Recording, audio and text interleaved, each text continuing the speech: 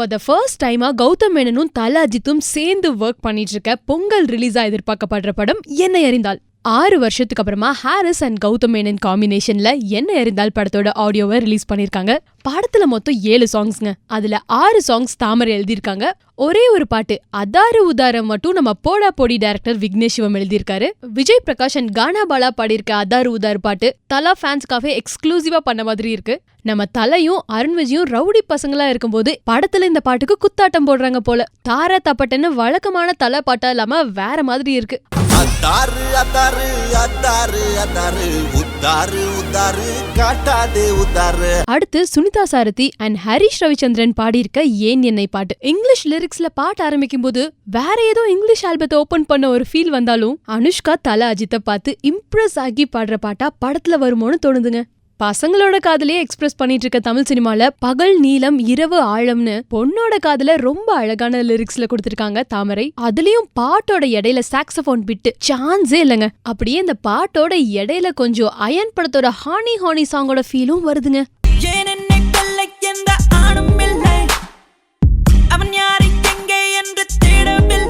அடுத்து Karthik and NC ஜெசி பாடியிருக்க மழை வர போகுதே.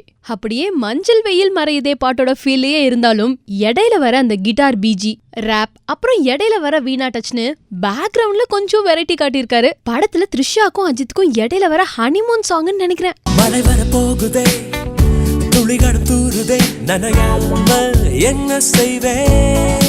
இந்த ஆல்பத்தோட ஸ்டார் சாங் உனக்கு என்ன வேணும் சொல்லு பென்னி தயால் அண்ட் மஹதி வாய்ஸ்ல படத்துல தல அஜித் தன்னோட பொண்ணுக்காக பாடுற பாட்டுன்னு நினைக்கிறேங்க. பேக்ரவுண்டுக்கு பெரிய இம்பார்ட்டன்ஸ் கொடுக்காம பென்னி தயாலோட பெர்ஃபார்மன்ஸ்க்கு ஸ்பேஸ் கொடுத்திருக்காரு மியூசிக் டைரக்டர் ஹாரிஸ். இந்த பாட்டை கேட்கும்போது நிஜமாவே தல அஜித்தோட பொண்ணு அனுஷ்காக்குனே எழுதின பாட்டு மாதிரி இருக்குங்க.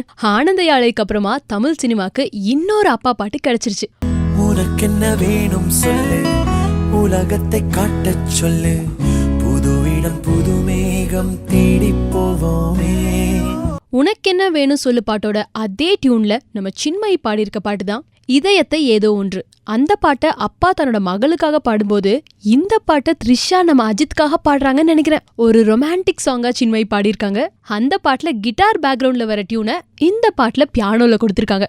அதுதான் டிஃபரன்ஸ். இதயத்தை ஏதோ ஒன்று இழுக்குது கொஞ்சம் இன்று இதுவரை இது விண்டேஜ் ஃபீல்ல கிளாசிக்கல் ஃபோக் பேலட்னு ஒரு மிக்சரா கொடுத்திருக்க பாட்டு தான் ஆலப் ராஜு, பிரியா சுப்பிரமணியம், வேல்முருகன், கிருஷ்ணா ஐயர் வாய்ஸ்ல மாயா பஜார். அநேகமா படத்துல த்ரிஷாவோட டிராமாக்கான சாங்கா இருக்குங்க.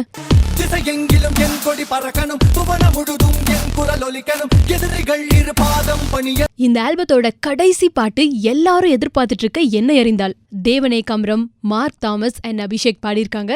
கிட்டத்தட்ட வேட்டையாடு விளையாடோட கற்க கற்க பாட்டோட டியூனுங்க. பட் இந்த பாட்டோட லிரிக்ஸ் ஏன் இந்த படத்துக்கு என்னை அறிந்தால்னு டைட்டில் வச்சாங்க அப்படிங்கறத தெளிவா சொல்லுது.